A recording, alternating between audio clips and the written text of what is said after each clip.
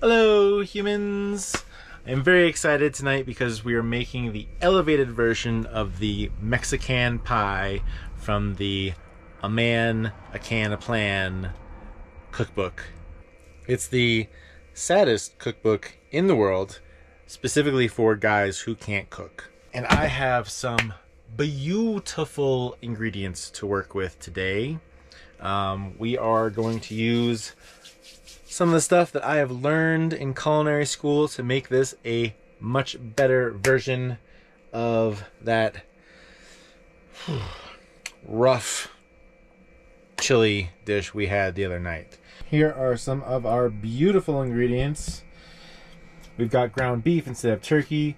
I've got bacon that I actually made in class, so I cured this myself.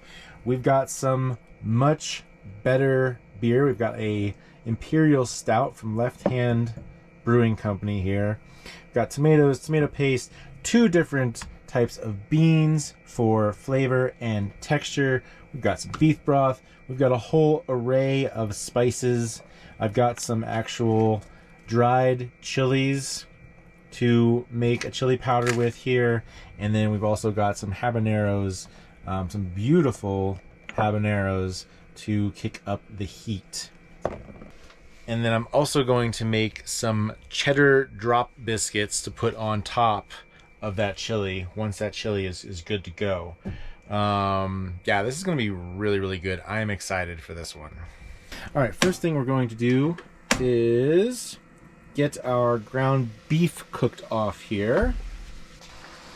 Okay, while that's cooking, I'm going to get my bacon cut up here into some lardons. Okay, and I'm going to get my chili peppers ready here. These are ancho chilies and guajillo chilies. And I'm just going to get the seeds out of here so that I can grind them up and make a nice fresh chili powder. Okay, and then I'm actually going to use my coffee grinder here to grind these up. Okay, that was not the best tool for the job, but we got it done. And I have some beautiful fresh ground chili powder here. I'm gonna make a little spice mix. I'll do a couple tablespoons of the chili powder. I'm gonna do about a teaspoon of cayenne, a half a teaspoon of cumin. I'm gonna do a quarter teaspoon of cinnamon, just as a little nice background note here. Like my little snail measuring cups and measuring spoons. Okay, and one of the most important parts of cooking is to flavor every ingredient at every stage of the game. You don't want to just add all the ingredients together and then season at the very end. It sounds like 1 + 1 = 2 is the same as 1 + half + half = 2. Does that make sense? I don't know what I'm saying. Putting salt at every level on every ingredient, letting those flavors develop is gonna make a much better tasting meal than if you just added the ingredients and then seasoned at the very end. It sounds like it would be the same, but it's not. Trust me. Okay, I'm actually gonna add this spice mixture to the meat because I want the spice mixture to get toasted a little bit before it goes into the liquids. Alright, while that's going, I'm going to get the bacon going here. Always start your bacon from a cold pan. That way it renders the fat out before the bacon gets too crisp. Okay, while all of that sizzles, I am going to test out this Left Hand Imperial Stout. This is actually a local brewery here in Colorado. I'm going to be drinking it out of my Casa Bonita root beer mug. Mmm. Oh, that's way better than that fucking Coors. Ooh. Mm. That's nice. It's rich and smooth and flavorful. We're gonna add some of this. That will work nicely. Alright, so I've got the spices toasted up nicely here. I'm just going to add, while it's still warm, a little bit of the oregano. Maybe about half a tablespoon or so. And just let the residual heat sort of wake that up.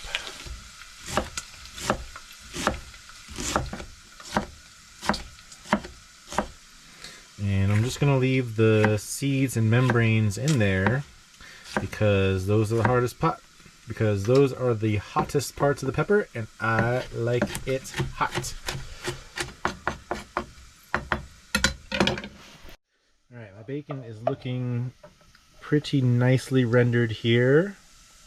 So I'm just going to throw that in with the other meat. Some of that bacon grease. And we're going to cook the veggies in that. And a little bit of salt. A little bit of pepper. Building those levels of flavor. Alright, those are softened up pretty nicely here. And I'm going to add a little bit of tomato paste. Building the layers of flavors. Okay, I am pretty happy with where we're at here. We're gonna put it all into the pot now. Add in all of our deliciously seasoned meat here. Throw in a can of diced tomatoes. Some beans. Oh man, I need a bigger pot. Black beans. Uh-oh. Running out of room.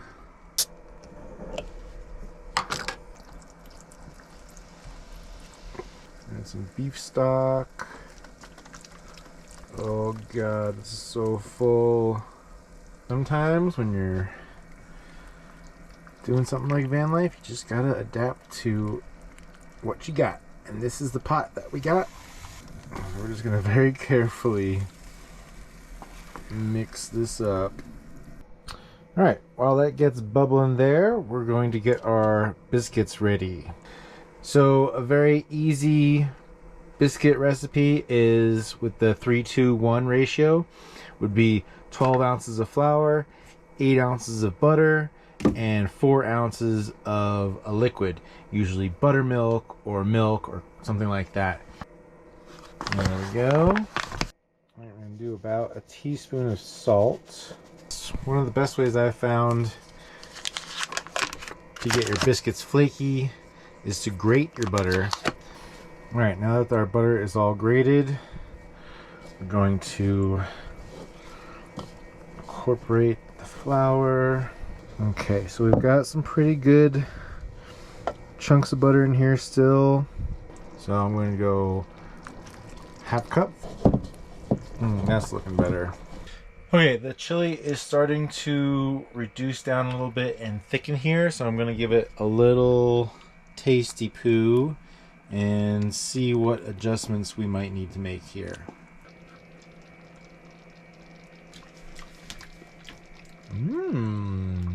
Okay. Ooh. Oh, it's a little journey there. Takes you on a little journey. You pick up all of the nice chili flavors in the beginning there, and then the heat from the habanero kind of tails along the end. It's pretty good. It's just missing one little aspect of balance here, and I think that might be a little bit of sweetness. So I've got lots of acid from the tomatoes. I've got the savory from all the meats. Salt is good, but I think it needs a little bit of sweetness. So I think I'm going to put just a little bit of brown sugar into that. All right, so I'm putting in like maybe half a tablespoon, teaspoon and a half. Mmm.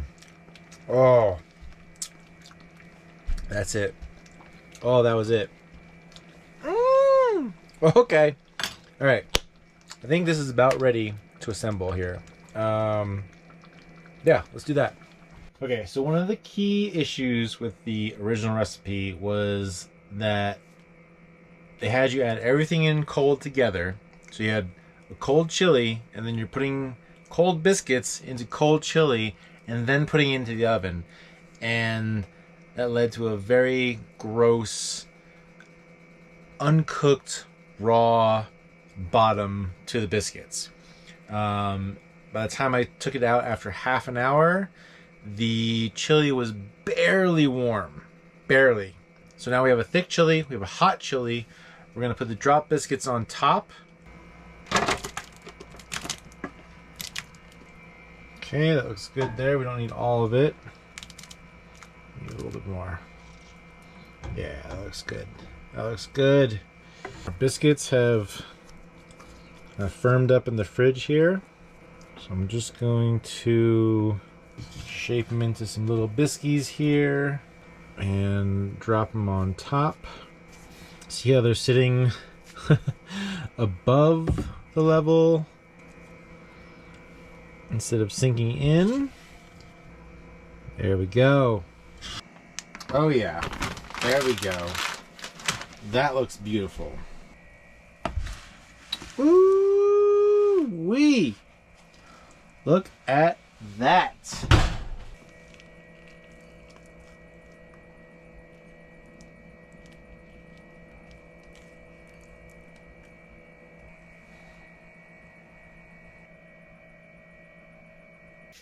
Ooh-wee! I am excited for this. Let's see how we improved upon the original. Let's see how we do here.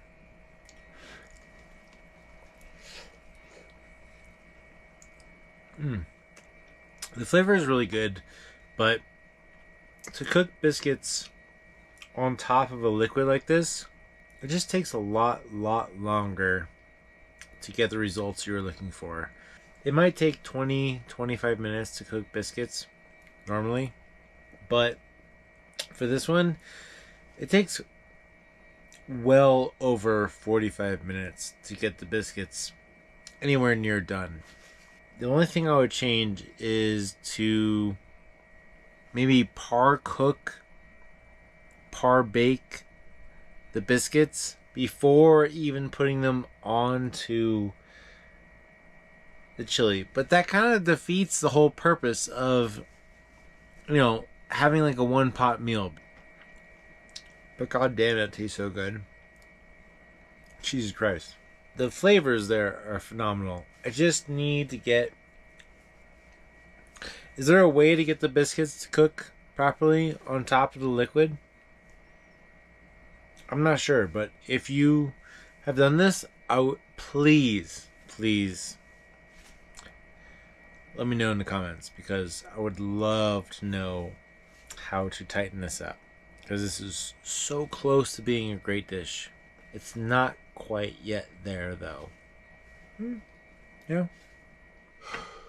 Hello humans. So I realized I fucked up. I fucked up my biscuits. I didn't make biscuit dough. I made pie dough. I had the liquid and the fat reversed on the ratio there. So 3 parts flour, 2 parts fat, 1 part liquid. That's pie crust. That's 3-2-1 pie crust. So yeah, my biscuits didn't cook all the way through because they were very dense and fatty. So we're gonna do a quick redo here. So I really want this recipe to land, and I'm doing 3 parts flour, 1 part fat, 1 part butter, and 2 parts liquid. So I've got 12 ounces of flour, I've got 8 ounces of buttermilk, and we've got 4 ounces of butter. I've got pretty much everything prepped and ready here, so I'm just gonna throw it together. because we've already seen all of that. I'm going to go ahead and grate the butter into the flour and get that going. All right. Got that all incorporated. Nice, nice. I'm going to put in the buttermilk and the cheese here. Oh, cheese. All right, that should be good. I don't want to work it too much because I don't want any gluten structure to build.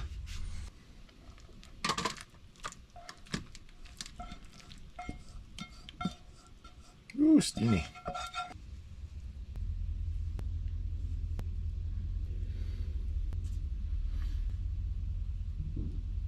All right.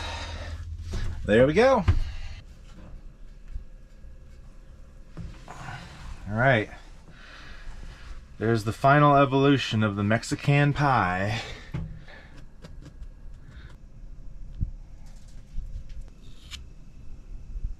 There we go. Mexi Can Pie version 2.5. All right. Well, this has been a little journey, hasn't it? I do like developing recipes, but I just think, well, let's taste it first before I come to my final conclusions here.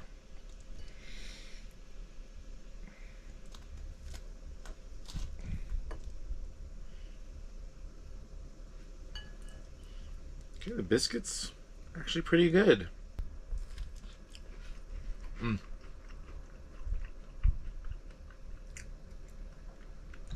Yeah, that's yummy. I'm thinking of some things that could have made this better already. Maybe smaller biscuits would have made them cook better. Get a little more crisp on them. And you get the crunch from the top of it in there with the chili and everything. That is really good. I did have one thought that might be cool. Instead of doing the biscuits on top, just do a pie crust. Make a chili pot pie. I think that would be really, really good. But this is yummy. I'm not upset about this at all.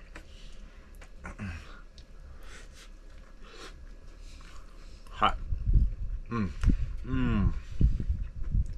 I still think it'd be better if you just did the biscuits separately and had it with chili.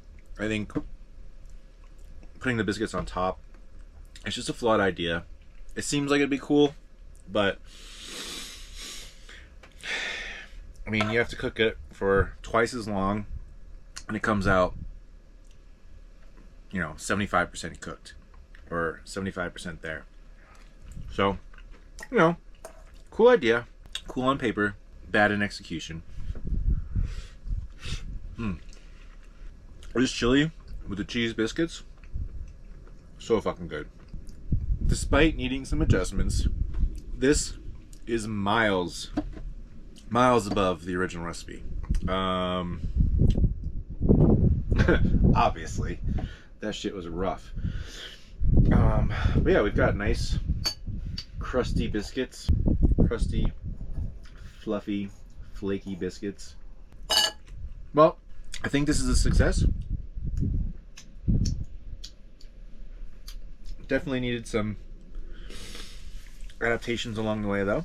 But yeah, Mexi Can Pie, elevated version. Pretty fucking good. So my plan was to make several recipes out of this book. As you can see, I have marked a bunch of them for reference. I kind of broke them down into recipes that seem like they'd be okay, like this one was in that category. And then there's recipes that seem like they're going to be fucking horrendous. And judging on how bad the good recipe ended up being, I'm a little worried about going forward in here, but go forward we shall. And I think the next recipe is going to be one of the truly awful ones. There's a tuna fish chapter. There's also a SpaghettiOs chapter. I feel like the tuna fish would probably be the worst one. So I think we're going to do one of those recipes next. So stay tuned for that. Thanks. I love you. Bye-bye.